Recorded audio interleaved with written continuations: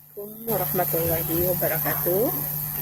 Salam sejahtera untuk kita sekalian. Baik, di sini saya Yanti, perkenalkan dulu. Saya Yanti Salam, tempat tanggal lahir Nate tanggal 27 Juli 1982. Alamat Jalan Lintas Daerah Desa Kayasak, Kecamatan Iba Utara, atau dikenal dengan Kota Sepihan.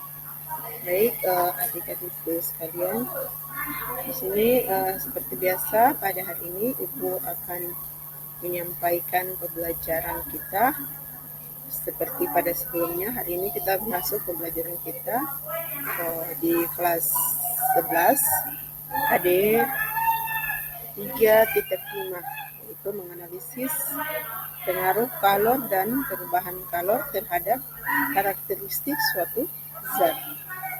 Baik, pada KD-KD sebelumnya kita di sini KD 3.5 merupakan kelanjutan dari KD 3.4. KD 3.5 ini adalah berbicara tentang pengetahuan. Sebelumnya ada yang mengetahui tentang materi atau pokok materi yang akan kita pelajari atau tidak?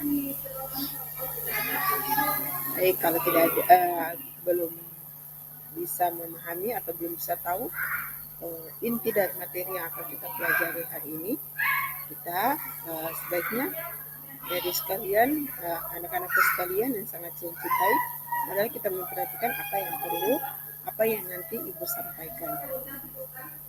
Selanjutnya, ini dia materi kita, materi suhu dan apa itu? Kalor ya. Materi suhu dan kalor di sini.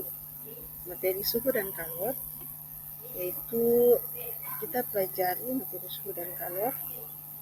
Materi suhu dan kalor, kalian mungkin sudah dengar tentang suhu. Apa itu suhu sendiri, atau kalian sudah pernah mendengar tentang kalor? Baik, kalau suhu kemungkinan kalian sudah pernah dengar ya. Kalian pasti sudah mendengar tentang suhu.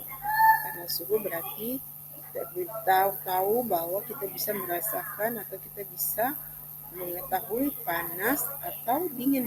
Jadi baik, suhu itu adalah derajat panas atau dingin yang dirasakan oleh indera.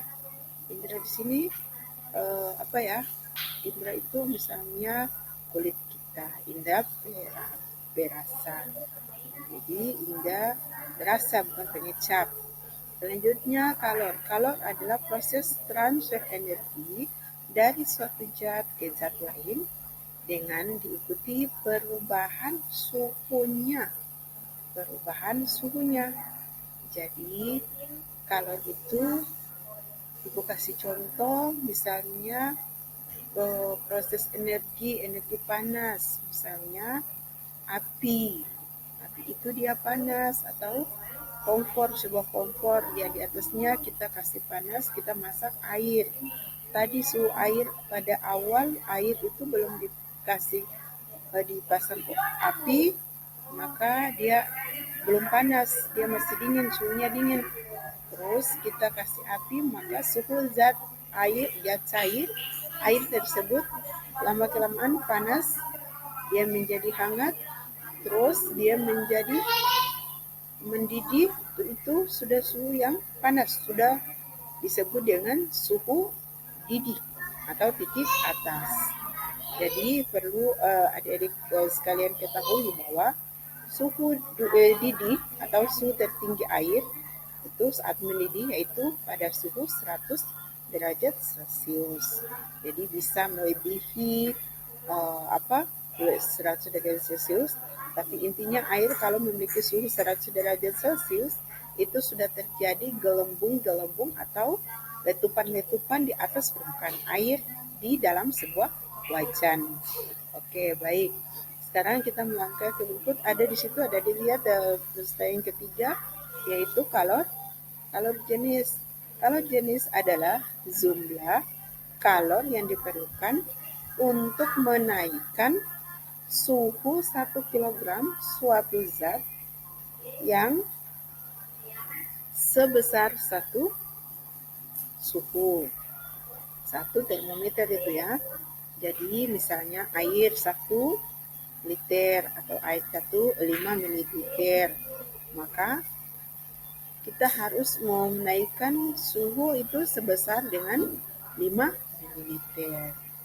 Oke, di sini ada pertanyaan atau ada yang belum paham? Baik, kalau ada yang belum paham bisa nanti Ibu kirim link materi tersebut sehingga kalian bisa membaca kembali atau mendengar apa yang saya jelaskan. Baik, selanjutnya ini adalah alat. Ini sini kita masuk pada termometer. Adik-adik, anak-anak sekalian lihat di sini ada termometer ya. Termometer itu apa ya, Bu? Ya, termometer itu adalah alat untuk mengukur suhu. Terus termometer itu ada termometer analog, terus ada juga termometer digital yang menggunakan bahan air raksa atau inframerah. Jadi kalau menggunakan air raksa misalnya di dalam alat-alat ukur termometer di dalamnya itu bahannya dari kaca, tetapi di dalamnya kita lihat ada warna merah di bagian tengah dari sebuah termometer. Oke, baik. Di sini selain termometer ada disebut dengan skala suhu. Skala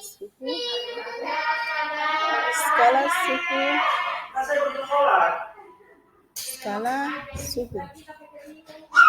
Terdapat 4 skala suhu yang digunakan pada termometer, diantaranya Celsius atau derajat Celsius, Ramur atau derajat Ramur, Fahrenheit, derajat Fahrenheit, dan Kelvin.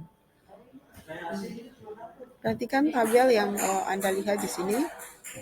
Untuk masing-masing skala memiliki titik didih dan titik bawah atau suhu terendah dan suhu tertinggi dari setiap skala pada termometer masing-masing. Misalnya 1 Celsius, termometer Celsius. Skala di bawah atau titik terendah yaitu 0 derajat Celsius. Titik tertinggi 100 derajat Celsius, sehingga jumlah skalanya itu sampai pada 100. Tapi biasa yang Ibu pakai termometer di sekolah yang Ibu punya itu bahkan ada yang melebihi ya, 110, 115 itu skala pada termometer yang Ibu gunakan.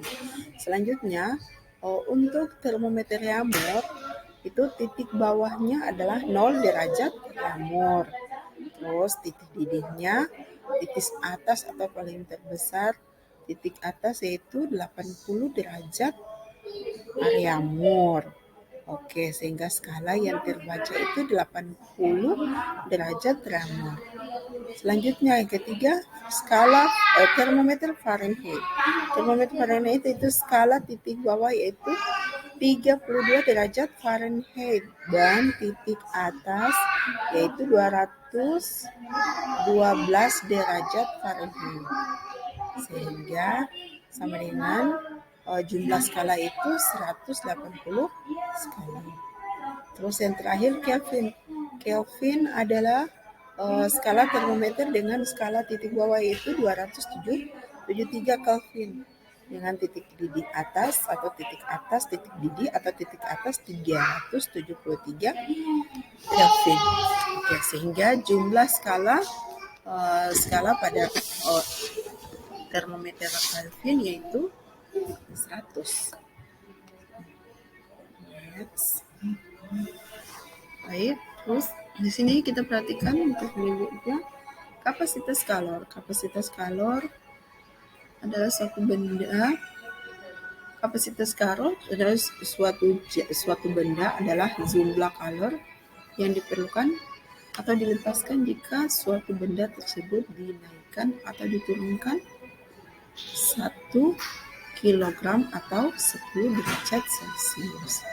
Jadi misalnya kapasitas kalor itu kita memanaskan air dalam 1 liter. Berarti kalau itu kita kasih naikkan berapa, suhunya berapa derajat begitu. Ya, selanjutnya kita yaitu kalor laten.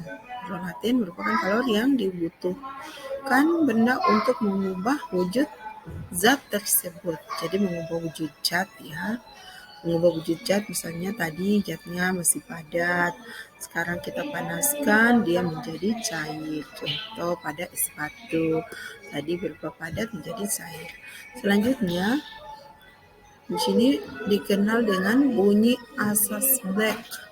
Asas Black itu yang menerangkan bahwa kalor pada suatu benda itu jika diberikan kalor maka disebut dengan kalor lepas sama dengan kalor diterima. Jadi suhu yang kita berikan itu dia hampir sama dengan suhu yang diterima pada suatu benda. Oke, sampai di sini ada yang mau ditanyakan atau ada yang masih bingung? Oke, untuk pertanyaan bisa diketik pertanyaan di bawah atau yang mau ditanyakan bisa disampaikan ke Ibu hingga bisa Ibu jawab. Oke. Selanjutnya, terima kasih. Selesai, terima kasih. Sampai ketemu kembali. Baik, sampai di sini materi yang perlu saya sampaikan. Kurang lebihnya saya mohon dimaafkan. Kelebihan datang hanya milik Allah SWT. Kekurangan adalah milik saya pribadi. Sekian saya ucapkan, terima kasih banyak. Semoga apa yang saya sampaikan bisa bermanfaat untuk diri sendiri dan untuk lingkungan, terus untuk teman-teman dan bisa dimanfaatkan di lingkungan sekitarnya. Saya akhiri, wassalamualaikum warahmatullahi wabarakatuh. Bye.